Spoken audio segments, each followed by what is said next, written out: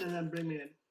Hello folks, sorry about that. Running a tad late there. There was one minor little technical glitch in that I am a bit behind at sharing links and copy and pasting links and whatnot. But anyway, we are back once again. Mantic Monday. Monday seemed to swing by and poor Ronnie had to get a day off last week because the pressures of being the glorious leader, you know, even in lockdown you have to have a day to yourself or half a day. But he's had enough now, so here he is.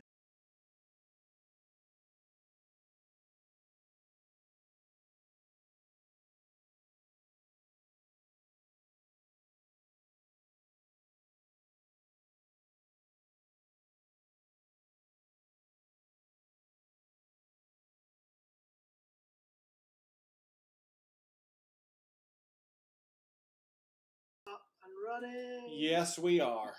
Ronnie's live on We Gamers. It's live. I'm gonna be live later. I had him muted there just in case, since he was fighting with technology, just in case he would start swearing. I thought I would mute him just in case, but no, it's all good. He's all calm. It's like having your very own private Monty Python show when you've got Ronnie on the screen. If George Clooney done Monty Python, it would be something like you. I don't know if that's a compliment or an insult. I think it's a little bit of both. Yeah, probably that's about as good as it gets at this age in life. Come back to live again. Ronnie is lying on We Gamers, and I keep getting changing it to live on We Gamers, and it just keeps re-editing it back to. Just go. Ronnie's lying on We Gamers. Tell us about your new aeroplane game. That does it, doesn't it? That's probably the truth. Let's start with that. Lying on We Gamers. Oh no, you never. So I left you hanging last week, did I? You didn't leave. No. Oh, I wonder if Monday, and then Monday just came. It was a glorious sunny day, and I meant to message you and say, oh, I'm definitely not going to be there. There we go. But forgot. Listen. And then don't worry about it. You not being here actually pushed me into being constructive, because not only have I managed to work my way through painting all of All Out War, and I've got pictures I'll show people. I've painted most of Here's Negan. Nice. But nice. I have not developed the nerve to even take the cellophane of Star Saga. No, best one project at a time in these times. Don't pacing yourself. Well, if I throw up this little picture gallery, which should work, yeah, that's it. I will try and transist this. I might be able to see it on the Mantic page. You should see it. I think reality runs a few seconds behind our feed. But it should pop. Yeah, we are running a little bit behind. We're just a few seconds behind what's sort of appearing on the screen. But there we go. I did manage to rattle through everything. Oh, here we are. Look at that. Good looking game. Yeah. Well, do you know, whoever made this, they were definitely onto a winner. It's a great game, isn't it? And it's an absolute super game. It's one of those ones that I think it took some damage when the TV show got itself in trouble. And that fallout kind of just meant people stepped away from all things Walking Dead. Which is a shame. And then, and then somehow through the crisis, people have like picked it back up again in some kind of masochistic way. I love the paint. The bases are looking nice, and the little scatter terrain is all there. So, and then people just realise it's a lovely game. It really is. It was a really nice slot in a Wargamers cupboard. It's nothing like as intense a full war game, but it's a lot more satisfying for us Wargamers than a board game. Well, you know what frighteningly impressed me, and you know that I'm not one for blowing hot air at you. I opened this, and I firmly expected to get the 6 characters and maybe a male version of the zombie and a female version of the zombie. The fact that and there they are on screen now. The fact that every zombie is a unique pose in that base set is fantastic. Yeah, absolutely. There was two tools with the zombies, and then there's a whole load more in every booster. Yeah, the first few waves gets their own one as well. But every single one of them, there's a little character about it. It's not just I have to make 20 zombies for Ronnie here. Each one is definitely telling, because there's a biker dude, and there's a guy that's like a mechanic, and there's a dude that's like out of an old people's home. There's a guy that's they're all from the comics. Yeah. If you read the comics, they're all actually in there. We've literally lifted zombies from the comics, every single one, except obviously one of them, which is a fantastic zombie and very hard to find, but it's by far the best looking zombie that's ever been made. Actually, there's about 4 that were made because a couple of the backers also got one made for them. Eddie Brennan and a couple of others. But yes, I mean, they're pretty good looking, but my zombie is obviously, my Walker is by far the best. Well, I think we kind of expected that would be the case. But I will hold the hands up. I've only ever read a few issues of the comic itself because there's so many volumes of it.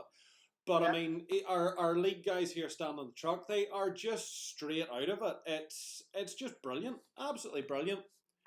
So there we go. And even if you watch the TV show, even a few episodes, you know who Rick and Michonne is. It's an easy. And if you don't, it doesn't matter. Rick's a good guy. That's his son. He's defending his family. They're the baddies. There's the other guys over there. They're the really baddies. And very quickly, the rules are really easy for people to pick up. Play with the kids. Play with partners. If you can't have your Kings of War 40k experience, you definitely can play this. And we've had a lot of people that have been picking it up and having some fun with it. And it's been, like I say, successful during the lockdown. Well, now, I mean, Simon would tell you. Simon's been a big sort of Zombicide fan, and he keeps sort of handing me little batches of things, and I managed to sort of force my way through a few of them at a time. There was no issue painting this because everything, as I say, the lack of repeats and the little sort of quirky details to them, it was just a fun project to paint. And to heck with it, Walking Dead or not, if you like the zombie genre, it's a damn good game in that respect alone. Even if you like a little skirmish game, I think it has something, because I don't think there's any other skirmish game where there's me versus you versus the terrain. Yeah. And what makes it fun, and it took us a long time to develop this, but what makes this really fun is I've not just got to be mindful of what that guy over there is doing, or that gang over there. I've got to be very mindful, in fact, in the early stages, even more mindful of what's going to come out of that car, what's going to happen when I pick up this loot, or what that walker over there is doing. And, we kind of tried to create a wargaming experience that was filled with fear and trepidation for you to do anything. Yeah. On the first turn, a lot of people just sit there and go, I just don't want to move. There's walkers everywhere. And very quickly you find out that, when you start doing silly things, you get eaten and chomped and bitten and game over. So it's a great gaming experience because it has something that I don't think any other miniature war game has, which is not just PvP, it's PvPvE. Yeah, no, it definitely it so undersells itself. And I mean, as you've seen there in the photographs, I got the terrain booster from you, and I'm sure people are blue in the face listening to me rave about that. But actually getting it onto the table with the miniatures, even though I've painted a couple of the vehicles to be literally nothing to do with the Walking Dead, they make such a difference. I mean, to buy that game for the price that it's at and that terrain booster, you're still coming well under what I think the value of what you're getting out of the box. But there you go, that's just me. No, I think it's, and we're just trying to, we're in that stage where we're trying to introduce people to new games, and that's hard. Yeah. People are, they need that incentive, and, that's what we whacked up as a kind of, we had some in stock, and I said, well, look, we're in the pandemic, people are at home, they're going to have to play not with their normal war games partner. It's a perfect thing for people to have a go at. And it's been the case. We've seen a resurgence of it online. Not like it was in its peak, but certainly people willing to try new things. I tried a few new board games during this pandemic, ones that have always been on my to-do list. So I went out and got them, and we played them. And I think that this fits into the same slot. Always been meaning to do it. Here's a little price promo. Great. And people have really enjoyed it. And that's because I think it's a great game. That's right. Your little price promo. You either deserve a slap on the head or a pat on the back, or probably both. Because your little post the other week had everyone, and I know for a fact, everyone started reading it going, oh, here we go, price increase. Well, it was coming. What? 50% discount across the board? You sneaky wee bugger. That's Mantic for you. Very nicely done. Yeah, very nicely. Golf clap all around. There was actually one guy, Joel, commented on our page. He said, I haven't really bought anything from Mantic, but seeing as how he's given a 15% discount to everybody just to be nice, I'm going to buy something for the sake of it. Well, there we go. It worked. Yeah. It's just about waving our hands up and saying to people we're still here and come and have a look. We do something that, if you're a toy soldier person, if you like war games, I think you'll like what we do.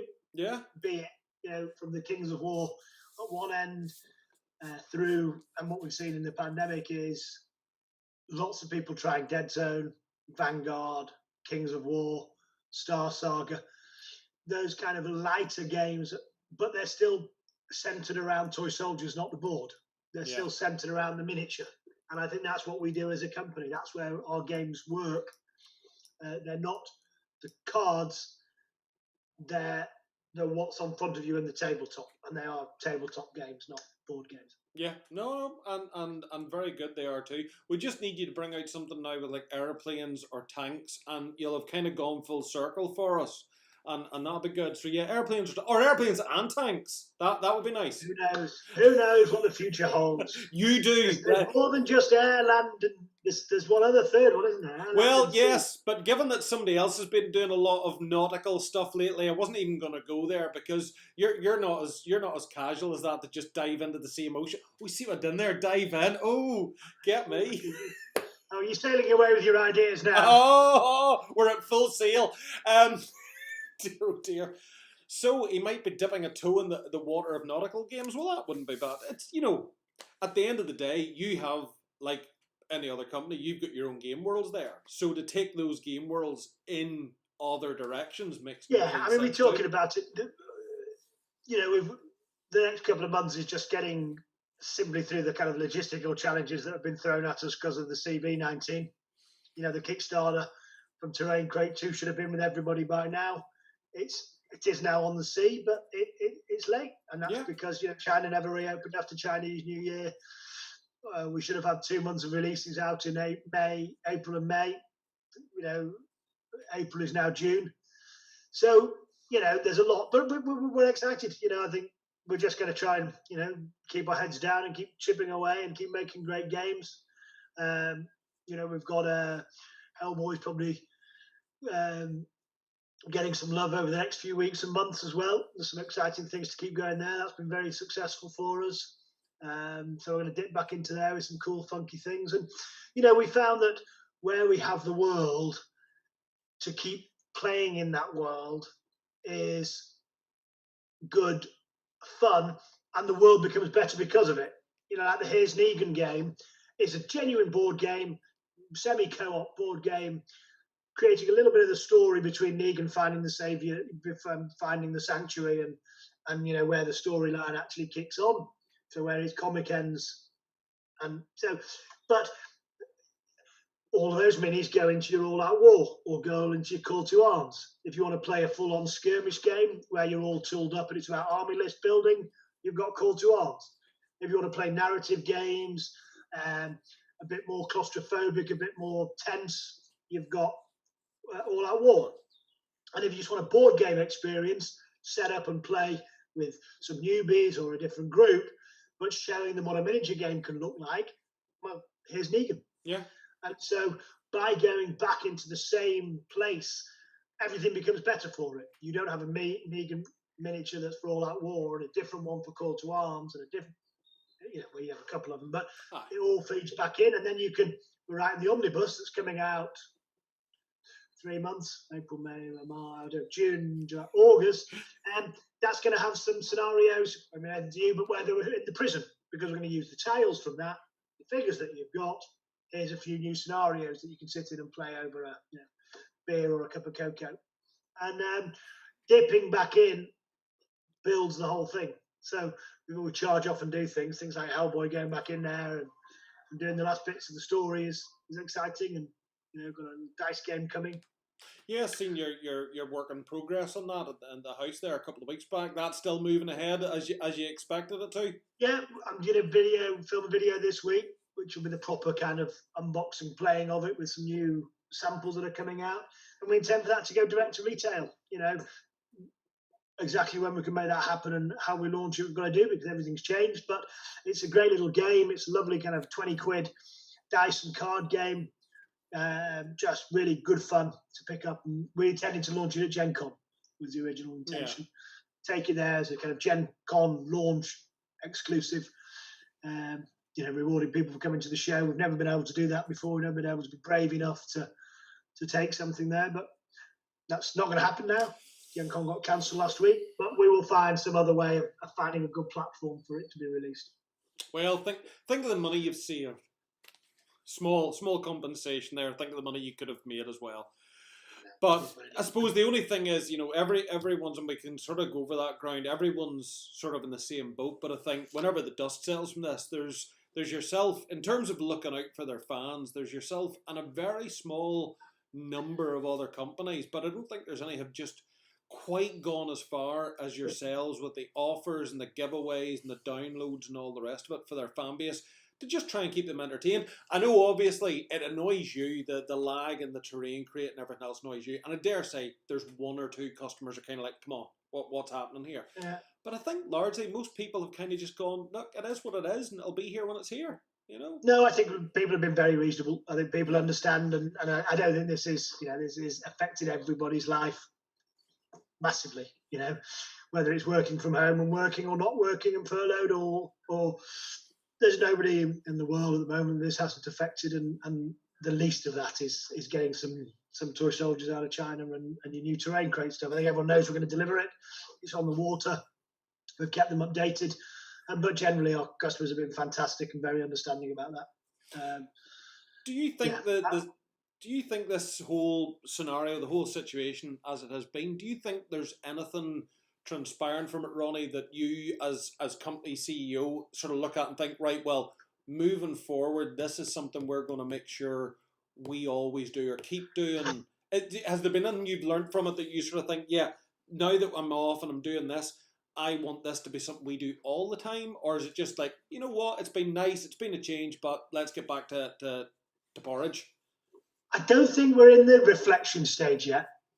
You know, I think we're still in my mind and with the team I've been talking about, that April and May was just make the best of an absolute crisis.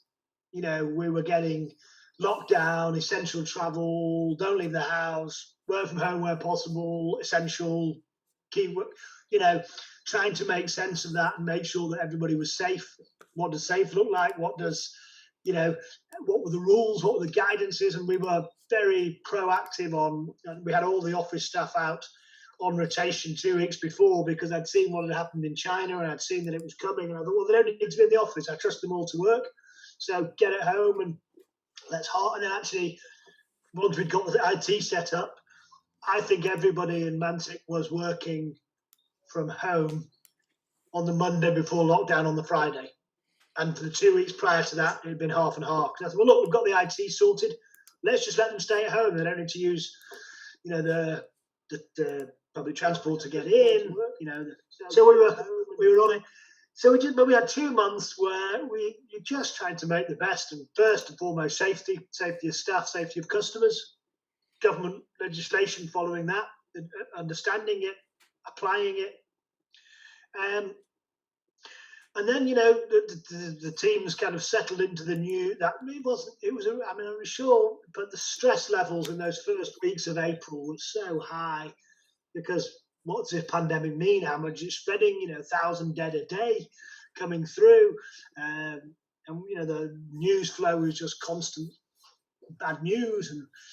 And I think we now, June the 1st, feels like the start of what life is going to be like. And I think, I've got to be careful, I'm talking about a line here, but in terms of what the company's planning is I don't think the vaccine is here anytime soon. And I think what they're saying to us is you're going to have to start getting on with life, but life is going to look very different than it did before this.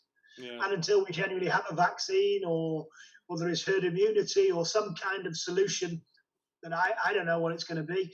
Until we're in that phase, a lot of the luxuries and freedoms we took for granted, such as Mantic Open Days and Gen Con with 65,000 people, are not feasible. They're not viable. Yeah.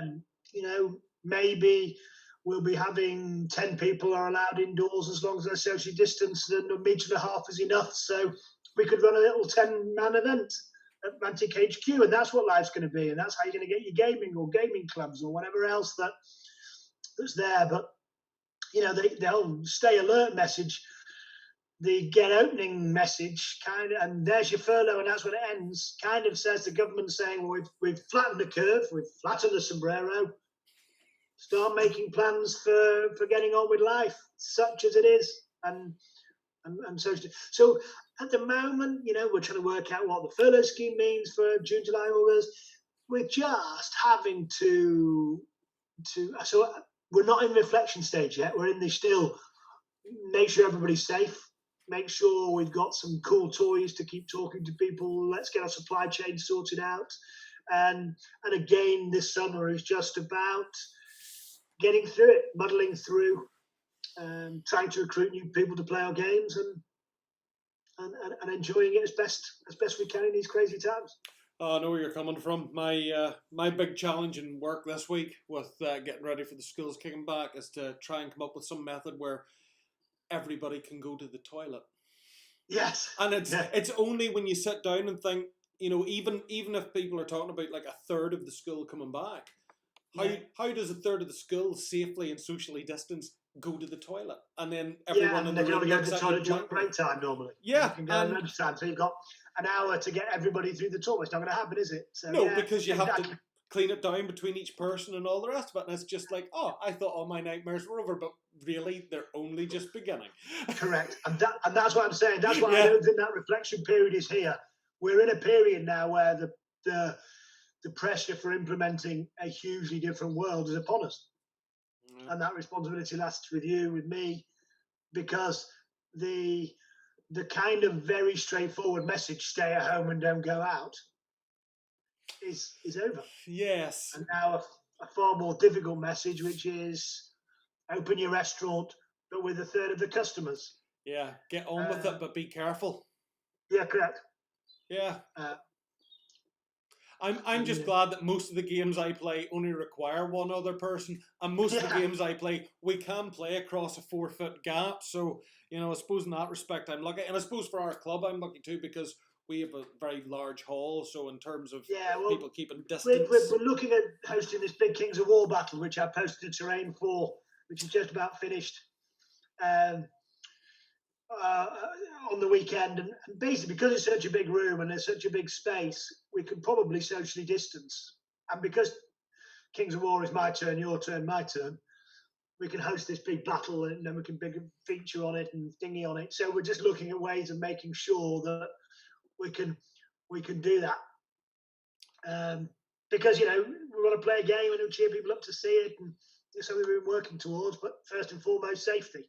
Yeah. Once you do that, our game is a game where we can go and sit 10 foot away, and they can then play their turn and anything else from there. Make sure you get it televised as well on Twitch or YouTube. Oh, we'll have it streamed, and Steve Hildrew's going to come down and do some reviews. Can sit, at a social distance, so you can watch this live stream and comment on it from a different room and what have you. So we'll have some fun with it, and we're going to have a good game, and we'll all have our own dice and everything else. So there's no. It'll be nice to see something like that happening again too. Everyone will be wanting to watch other people game now even more, just because they haven't been able to do it for so long. Well, and I think because we're lucky, because we've got that space, we've got the terrain. It's designed to be a huge battle anyway. The game works very well for it. I think it's something that everyone wanted to watch, because they've not been able to play a game or see a game for quite some time. I just need a ringer to be on my side now, so that I can make sure I beat Berman and probably Thurwell, because I think he's with the Abyssal Dwarf. So obviously, because I don't know any of the rules, and I cheat horrendously, so I've got to make sure I get someone that knows what he's doing. Well, we'll put out a recruitment call for a scapegoat for you. Yeah, exactly. If I lose, it's their fault. If we win, it's mine. Either way, somebody will get a hat. Exactly. Yeah, actually, we'll probably do. Good point. We need to get the hats. You need to get the hats. You've been very fortunate with the clan there in being able to play, test, and game and whatnot. Have you dabbled your toe at all on the digital side of it? The sort of no, I've been seeing it. Universal Battle's really picked up and been popular, and so's the I have played an online digital version of one of our games, but it's one that's not released, not even announced yet. So I have had a little dabble. I'm playing again tomorrow afternoon. So there's that, and we've recruited some new playtesters for a different game that we're working on. So there's lots of exciting stuff going on. Dark Horse, just slide that. Yeah, actually, I'm just dropping bombs. I have read most of I can't remember the title of it, but the new Winged Hussar book, the one featuring the Neretica, the Naiads, Trident Realms story. So it's digital, so I don't know how far through it I am, but I'm put significant proportions through it. So that's my evening readings at the moment. But I do really want to get on and play some of these games. And I think particularly Universal Battle, for those that love a bit of Kings of War, it's been very popular, and people have been playing a lot of games on that. Just no painting involved. Yeah, exactly.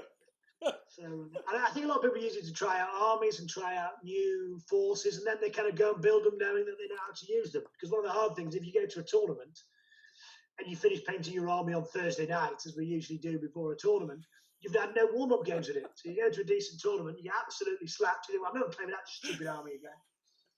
So I think Universal Battle gives you the chance to actually play with the army, and actually, I'm not going to paint those. I'm going to paint this and tweak this, and I need a bit more firepower doing that.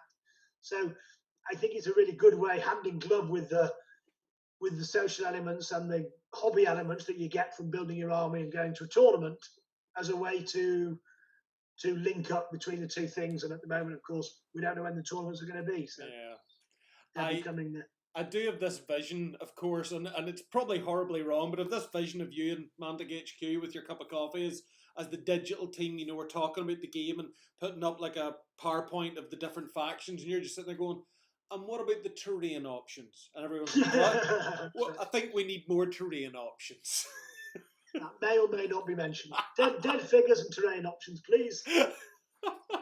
You're wild. All you need for a good game. Oh, that's it. I mean, the better the terrain, the better the game is. Fact. Yeah, absolutely. Absolutely. I'm glad to see we're on the same page here. We need to make a game, Ronnie, that is literally about arranging terrain, and where the soldiers don't even come into it. It's just about terrain the game. Well, that's what you go see my video that I posted, was it yesterday, Saturday, about that's what I spent lockdown doing. I finally did some figures, and all I did was where I used to glue them together and base them. But I used to hate the basing and terraining and all that, and I used to love the painting of the figures. That was 40 35 some years ago.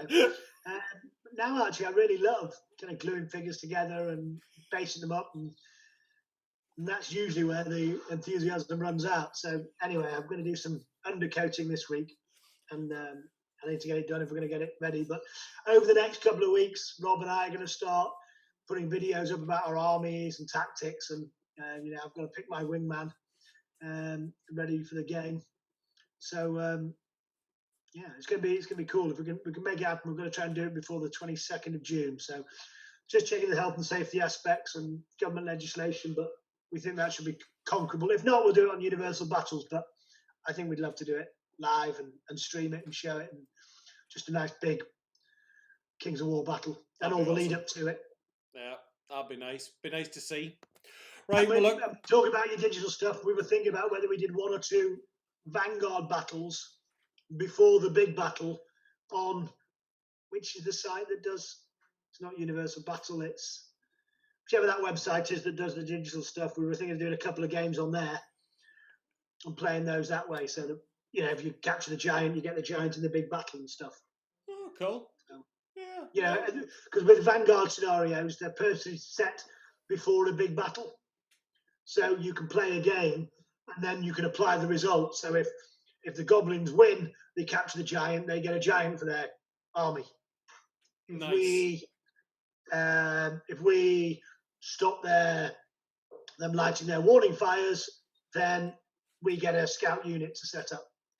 So there's a kind of link between the battles. So we thought something like that leading up to it could be good fun as well. That'd be really cute. Really cute. Well, here, I think I've heard your door knock a couple of times. We have hit our half-hour point. I know you like to try and keep it to the half hour because you have other things. Otherwise, we have nothing to say next week, will we? Well, there's always. Listen, I have a funny feeling that even in an empty room, you would have something to say. I don't think the same boy would ever be short of words. Introvert. And I just staying at home. Right. Listen, you look after yourself. It's been lovely talking to you. Go bombshell. See you later. Bye-bye, See everyone. you later on. See you soon. Bye-bye. There you go, folks. There's Ronnie, and I mean it. I don't think that man could ever tire of something to say, and I don't think I could ever tire of actually listening to him either. Anyway, thank you all for tuning in, whether you're watching it now, whether you're watching it later, as most of you do. I mean, why do they even do live videos? Who knows? But with that being said, I need to get back to work. I've got a floor that isn't going to sand itself, and a rota for a toilet to figure out that no one's going to do for me, and it's not leaving me flushed with success. Thanks again, and we'll see you later on the week. Look after yourselves and be kind to one another.